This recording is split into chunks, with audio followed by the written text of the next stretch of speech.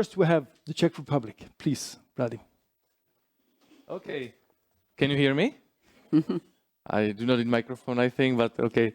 So good morning. It's nice to be in Uppsala. Actually, for the Czechs, it's a place, a very important place, because the bloody Swedish during the 30 Years' War stole the Devil's Bible and took it to Uppsala. So they are loaning it from time to time, but I came for it today. So that's my main mission. I was sent by the ministry. Otherwise, it's nice to be here. It's nice that we have heard that the long-term vision for rural areas, that there is a bright future of rural areas. We have nice tools, but our task today is to find out how to fulfill it, because it's nice to have visions, but I know so many nice visions on the European national level, but to fulfill them, if just one-tenth of the visions was fulfilled, we would be in paradise. So I will try to share the experience of the Czech Republic. I am now represented by two heads here. One is the Deputy Minister of Regional Development of the Czech Republic, and second is the member of the European Committee of the Regions and the rapporteur of the Smart Rural Europe opinion, which was already mentioned today. But first of all, I am a proud rural citizen. I am really living in the rural area. I am bringing up my son there. I am a local mayor. I'm going to pub to discuss with people the issues. So my main task is to really bring the bright future to the rural areas. I don't know, my presentation, is it there? There's nothing? Okay. So, main message is, we are all the time trying to find new instruments, both on the national and European level. But we do have the instruments. This is my first outcome, that we really need to work with what we have, because usually when we are listening also on the European level, we have smart villages, startup villages, digital villages, we have CLLD, we have leader, but it's the same thing, it's the same partnership, it's the same principles, and we are just trying to fragmentate the tools, because we do not have so many people, stakeholders, and so many enthusiastic people, so we really need to concentrate. And that's also what we are trying to do in the Czech Republic, that we have a lot of platforms which are dealing with the rural development. We already left the idea in the Czech Republic that rural development is a part of agriculture, so the main ministry dealing with rural development is the Ministry of Regional Development, and I think this is a crucial idea also to move on the European level from DG Agri to some kind of horizontal approach, and also to DG Regio, because I don't think there is thank you. I don't think there is functional urban or rural areas. What is urban? What is rural? I saw that Sweden is the most urban country in the European Union according to statistics, because there are big municipalities. So I think we don't have clear definition what is rural, what is urban, and I think we need to think about functional areas, not functional urban, not functional rural, but functional areas, because functional areas are islands, are outermost areas, are rivers, are urban suburbs, etc. So we really need to deal with that. Second thing is that we already elaborated rural development concept in the Czech Republic much sooner that it was elaborated the long-term vision. Actually, it has the same principles, so I think we are going the good path. Another thing is smart. We hear smart villages, smart regions. Again, we should not try to find differences between smart villages, smart cities. We should find the same concept. And actually, this is also a point of my opinion in the European Committee of Regions, that we have the main principles, which are smart. It's not just about technologies, it's about people, smart ideas, and it's also about social innovations. And we should try to elaborate it together, not to find differences. Check rural development concept, so you could see there are vision that already in 2027, so we are faster than the European Union, that there will be already in 2027, the rural areas will be bright, not 2040. And we have similar principles, probably people, settlements, environment, economy, planning and cooperation. Actually, it's very, very similar, but we are trying to find the way how to fulfill it. This is actually also the task we are doing, that we are the ministry which is dealing with the smart concept. And as I mentioned already, we are trying to put together all the areas, smart cities, smart villages, and smart regions. We are also trying to give methodological guidance. We defined what is smart, because sometimes it seems to me that everyone thinks that smart is something different.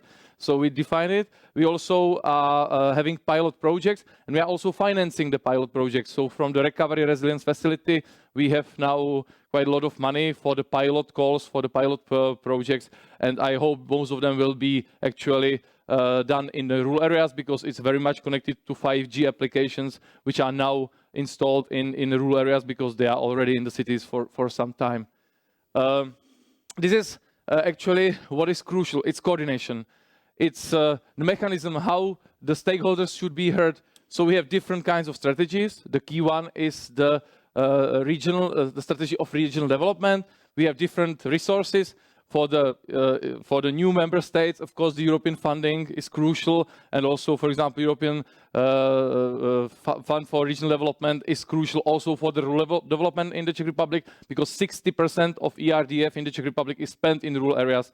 I think average in the European Union is just 30%. So we really need to invest, because if we want to develop the areas, we need to invest in them to find the real cohesion.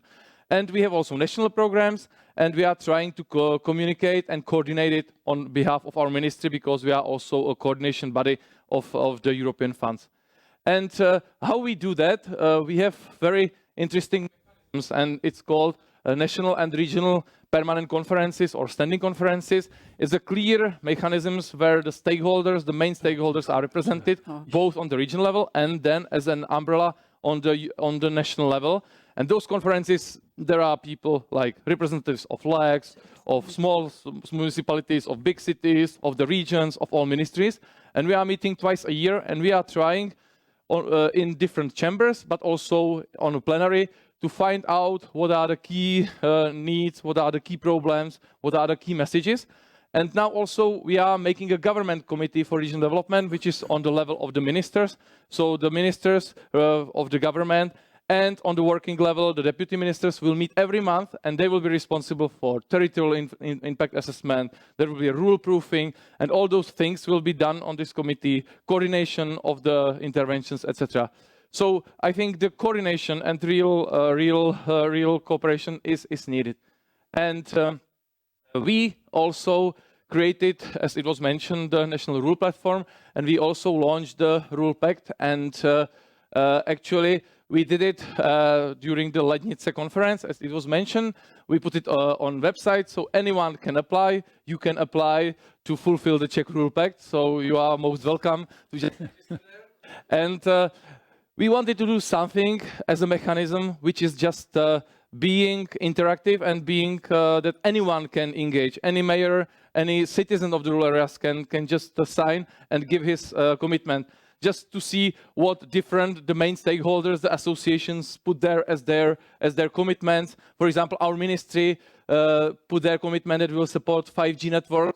We'll establish this governmental committee for regional development as the main tool of coordination. Yeah, there was association, for example, local governments with the project OBES 2030. It's a smart village project. And for example, there is also a representative of the National Network of Local Action Groups. They are now very much active in community energy. So different stakeholders giving different engagements. So this is something which we work with. We are trying to coordinate it with other activities we do at our ministry with regard to different kind of strategies, different kind of platforms. And going up to the European level, just 3 main messages I would like to give here is that we need really, if we mean seriously that we want to fulfill the long-term vision for rural areas, we need action. You know, we cannot just speak about it. We cannot say what we are doing, but we need to real action. So what I think is, and it's one of the messages of my opinion, is that we need horizontal approach. We need resources. You know, if we want to change rural areas, if we want to transform rural areas, we need resources from all different funds, not just from agricultural fund, but also from regional fund. We need new generation EU funds. So we need concentration of resources. This one mission. It's the most dangerous thing is fragmentation of tools. We need to integrate the tools we do have. We need to integrate the actions to make it. And if we want to fulfill the long-term vision, we need real targets. I feel it like if we deal with SDGs, for example, in UN, we need every year to fulfill some kind, or every 3 years or every 5 years, some kind of targets. If we do not have real targets, and if the European level do not give these targets to the member states, nobody will do that, and I'm afraid that we can't fulfill the vision. So we really need to formulate the targets, and we need to keep checking if we are fulfilling the targets. And last but not least, we need action. So I am looking forward that from this today's meeting that the new actions will come, and I'm looking forward to cooperation with all of you on the bright rural future. Thank you. Thank you. Thank you so much, Radim Shrusen. Well, now it's time for France. 8 minutes. Thank you. Thank you. Good morning, everybody. Thanks a lot for this invitation to speak today. It's a pleasure for me to be in Uppsala for the Rural Pact conference of the Swedish Rural Network.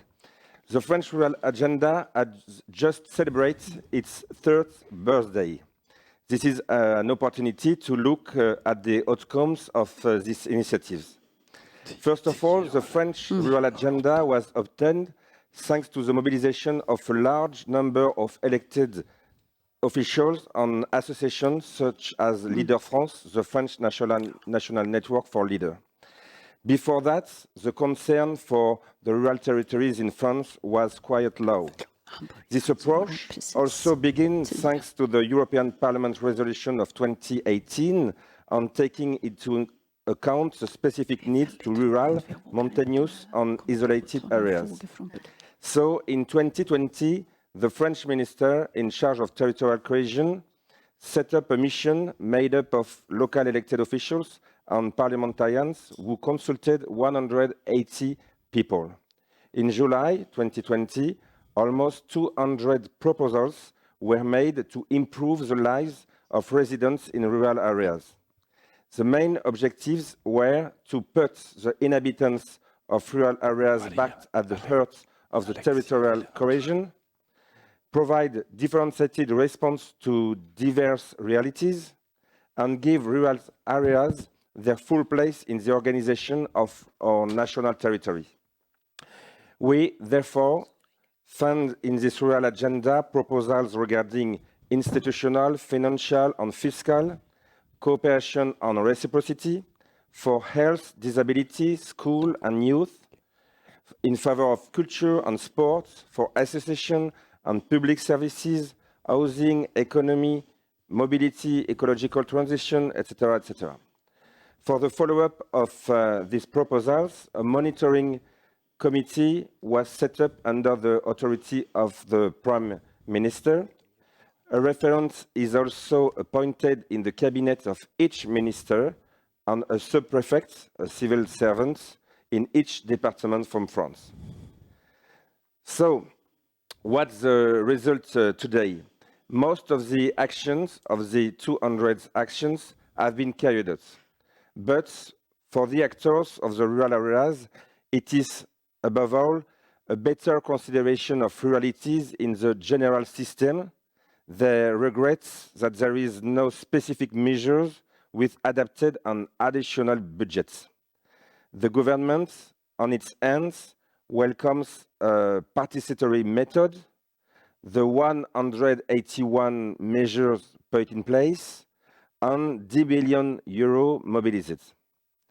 But the French government, considered that the measures were too scattered and didn't give visibility to the rural agenda.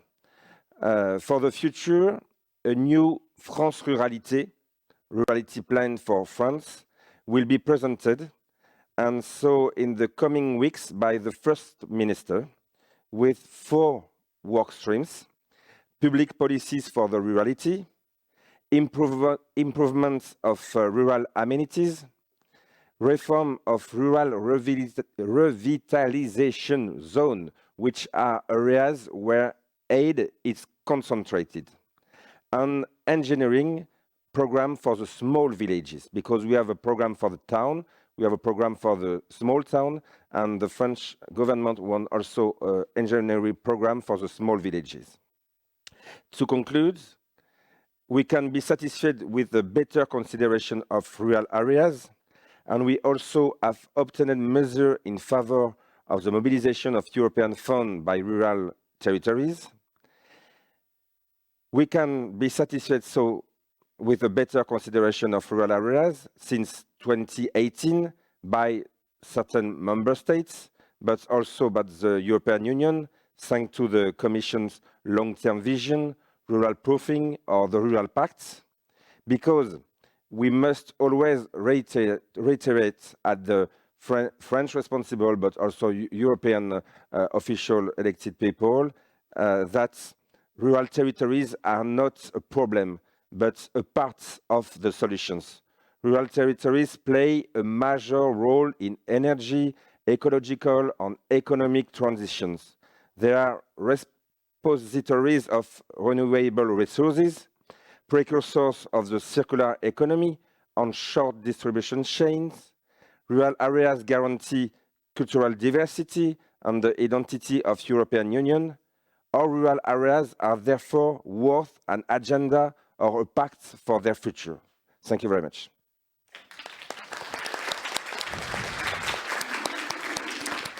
Thank you, Thibaut Guignard. And now, our most appreciated neighboring country, Finland. At least in Sweden, we always consider Finland as our role model coming to rural development. Yeah, so please. I think this is working, is it? It is yes, working, okay, yes. Thank you. So my name is Marianne Selkänaho, and I work in the Rural Development Unit in the Ministry of Agriculture and Forestry in Finland. And we Finnish people are kept as silent ones, but I think this 8 minutes will be difficult for me, because I would like to say so much, but I will keep it short, and you can always contact us later. So what we think in Finland, what we are doing already that implements the Rural Pact, there are quite many actors and quite many networks working on already. So national rural policy has been working in Finland quite a long time, and it has been giving the voice to the rural areas and rural people since 1988. Also, Iceland policy is important actor in Finland, and we have taken the rural proofing quite seriously in Finland. I will tell you a little bit about it more later. And our CAP plan. I heard yesterday that Finland is almost the only one who has a really strong rural angle in our CAP plan, but we do, and we like it. We have really good measures there. And what is about AKIS that has been discussed lately, we would like to add R there, because we need also the rural research. And that's what we plan to do in Finland. And of course, a national rural network. It is rural network in Finland still, even though it's concerning CAP issues. And of course, Finland Village Association, which is really strong actor nowadays. So, Finnish national rural policy in a nutshell.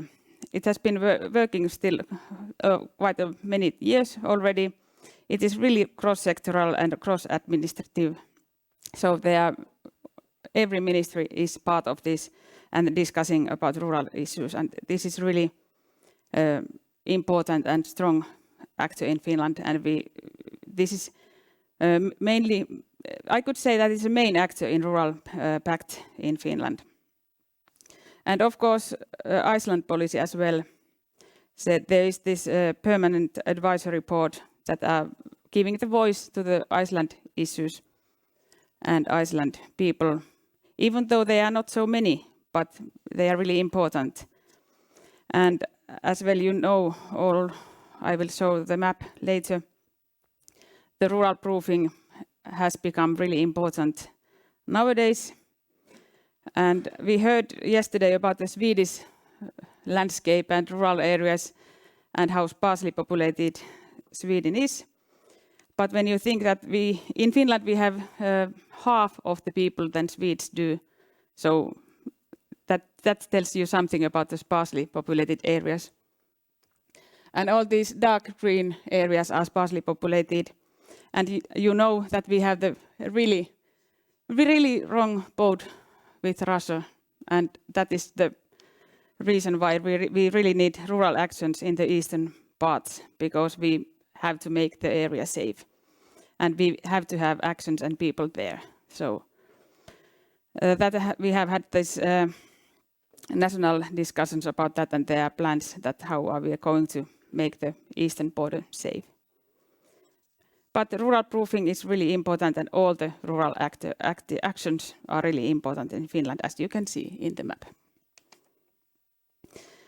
And the rural proofing has been started in Finland already 2007, and since it has been researched and developed, and last year we wrote the guidelines in the Ministry of Agriculture and Forestry in large cooperation, and we piloted it in the national regulation for CAP funding last summer. And what I heard about our legal people, they said that it worked really fine, and we are trying to mainstream it and make it usable for others as well. And these guidelines will be published in English as well, so you can also learn about them later this summer.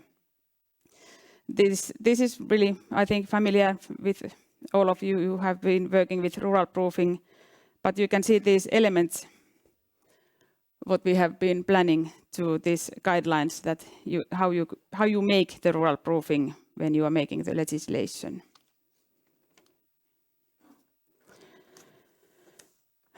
There are so many valuable things that I would like to tell you, but the 8 minutes is really difficult. But there is a lot of information in Finnish in Finland, and I'm happy to hear that it's going to be also at EU level. But this should be combined wisely, because there's already quite a lot of information. And then about CAP plan and the rural funding in our plan. So I told you that we are really rural country, and we have really many rural measures in our CAP plan. And these are mainly under my responsibility, so these are something that I'm really familiar to.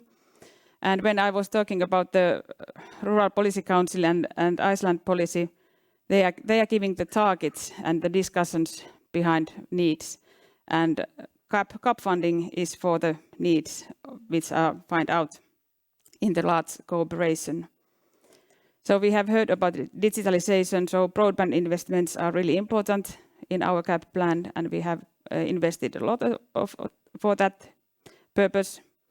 Also cooperation measures, we have taken everything out of them that we could. So it's wide spectrum of needs that we are putting there. And we have an own measure for smart villages, and we see that they really work as a rural pact, and they can answer to the many targets of rural vision. And we have written them into our CAP plan, that these measures answer to the needs of rural vision. And of course, leader, as a really strong actor, is a local rural pact already as itself. And shortly about my favorite targets, because I have been working with smart villages a lot. And we have built our own measure in our CAP plan.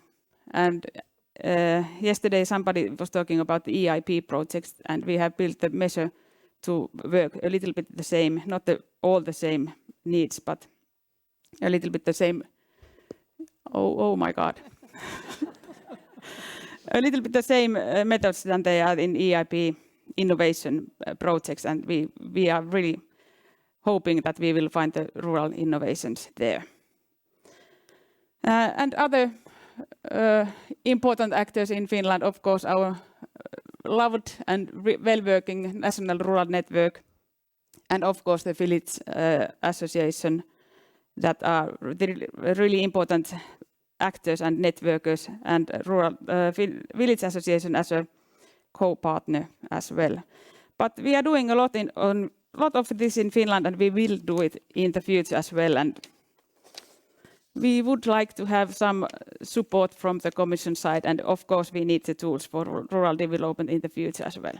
Thank you. Thank you, Marianne Selkenako. And our last example now is from Sweden. Welcome. Thank you. Is it working? It's working. There. First of all, I will say I'm really happy to be here in Uppsala, and I'm really happy to see so many here to want to discuss the implementation of Rural Vision and the Rural Pact. I studied here for 30 years ago, but not here, but in the town. So it's really nice to be here again. Swedish rural policy.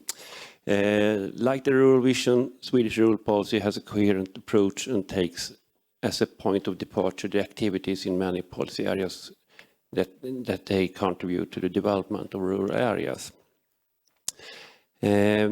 Like in other countries, there are many stakeholders that in different ways contribute to strengthen the development in rural areas. Rural Pact are about cooperation between different stakeholders with the aim of strengthening rural areas. When different stakeholders from different sectors, different policy areas and from different levels in the multi-level government systems work together, it gives a great advantage.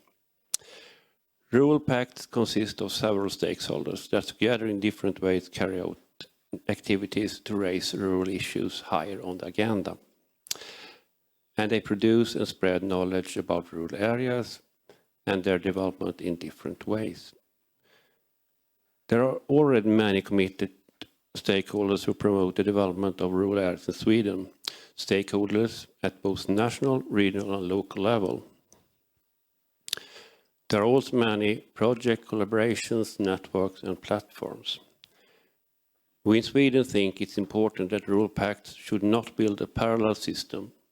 Instead, we should take advantage of what we already have and supplement where we see the efforts is lacking and where the cooperation among stakeholders are missing.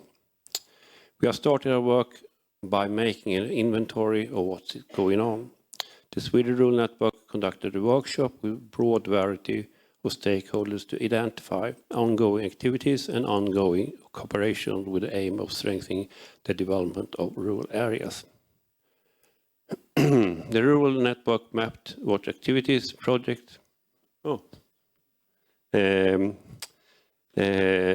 networks, platform, etc. that's going on in each of the 4 areas for action in the Rural Vision, namely stronger, connected, resilient and prosperous. Measures for implementing the Rural Vision is to act, not to take action for strengthening rural areas.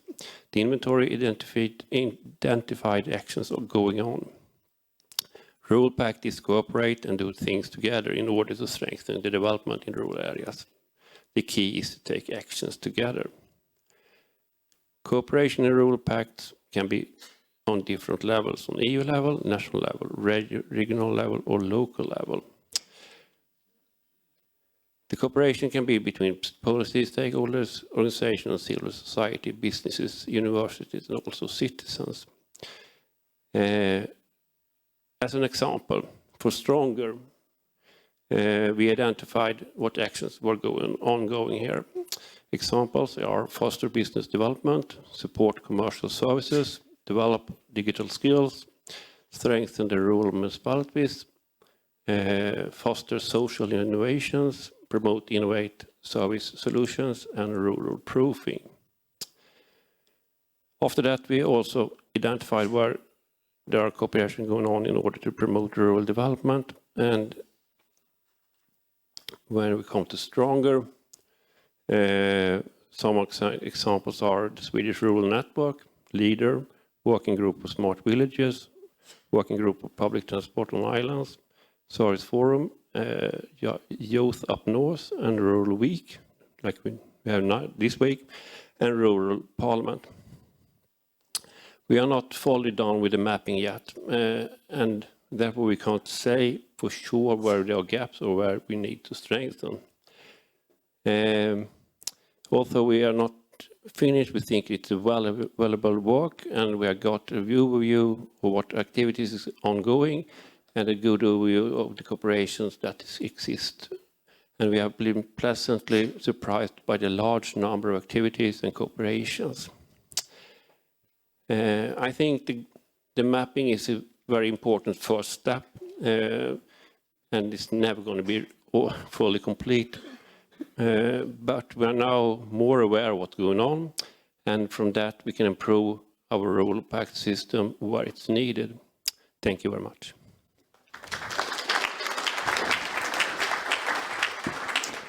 Thank you, Mattias Moberg. And we are sure that you all have good examples from your countries, and you will be able to share them later in all the lunches and coffee breaks and sessions and so on. But a question to any one of you. Have you found any specific challenges with this rural pact, and how have you been solving this? You can take one challenge each. Yeah, please, Ryan. The biggest... Is it working? Yeah. You know, the biggest challenge is that we do not have so many people in rural areas. We do not have so many enthusiastic people, and we are finding new platforms. So we need to integrate. And what was said here, I fully agree that local action groups are rural pacts, you know, on the local level. And we should build on that, you know, because I think we do not need to find another platform. So I think the coordination and integration of resources in rural areas, I think, is the crucial idea. And the Rural Pact is just the platform above, you know, which should just integrate those resources, not diversify. So I think this is the biggest challenge what we have, and we are trying to deal with it. Do we have some more answer on challenge? Yes, please. Thank you. I think the main challenge for the Rural Pact, the European Rural Pact, is the same that for the national rural agenda. We don't stay in the communication and in the incantation to say reality is important, reality is a part of solutions that I said before, but we need to have real budgets, real action, real policies for the rural territories, not a part of the general budget like leader 5% of the agricultural funds, but we need to have our own budget, our own method to work like a leader. So no just to be in the communication and the incantation, but to be in the action with necessary budgets. Mm-hmm. Thank you. Yeah, Marianne. In Finland, we see this as difficult to realize what is Rural Pact, but Enrique yesterday told me that we are already doing it, and that's why we cannot see that. So I think the challenge in Finland is to have bigger voice and make us heard more. But as a small country, we have really strong cooperation between different ministries and between different administratives already. So, but maybe we have to do that even more better. Yes, in Sweden is working. Yes. I think we had a lot of thinking about how to address this rural pact in Sweden, and I think it's now when we're working with it, they had a lot of tools that we can use using this infrastructure we already have. So we had to think about how to address it in Sweden and implement it here, really. So that was the hard question really for us. Thank you. One question. What has the Rural Pact contributed to rural development? What is the unique selling point with the Rural Pact, would you say? Marianne? Maybe the cooperation between different member states at the local level, like the local citizens can cooperate with the other EU citizens. That I can see value in there. Okay. Somebody else? Matthias? I think it's important to highlight the rural areas and the policies that need to be developed. So I think it's an important way of making it on the political agenda. I think that's the large contribution for me, really. Thank you. What I feel is that Rural Pact is coming out of the nutshell of the common agriculture policy or just focus on agriculture. It's calling to find resources for the rural development across the funds, across different sectors. And I think this is crucial because now we are discussing the future of the cohesion policy after 2027. We have just started this period, but we are already discussing what will be in future. And I think it's important to realize that cohesion policy is a glue of Europe. And it's not just between new and old member states, but there are cohesion regions in Sweden, in Finland, everywhere. So we really need to go outside this nutshell. And I think Rural Pact is the tool of the long-term vision, as well as the rule proofing and other tools, and we need to elaborate with this like that. So I think this is a challenge, and we should just focus to this challenge so that we just come out of the vision of rural Europe being a part of agriculture. Thank you. I don't know at this moment what is the value of the European Rural Pact because I wait to see the actions and the budgets.